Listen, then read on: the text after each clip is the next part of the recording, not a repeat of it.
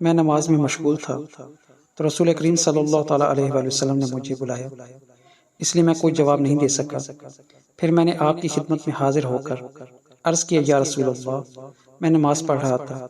اس پر آن حضرت صلی اللہ علیہ وآلہ وسلم نے فرمایا، کیا اللہ تعالیٰ نے تمہیں حکم نہیں فرمایا ہے کہ اللہ کے رسول جب تمہیں پکاریں تو ان کی پکار پر فوراً اللہ رسول کے لیے لبیک کہا کرو؟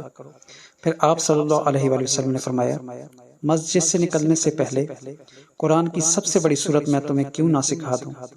پھر آپ نے میرا ہاتھ پکڑ لیا، اور جب ہم مسجد سے باہر نکلنے لگے تو میں نے عرض کیا، یا رسول اللہ، آپ نے ابھی فرمایا تھا کہ مسجد سے باہر نکلنے سے پہلے آپ مجھے قرآن کی سب سے بڑی صورت بتائیں گے؟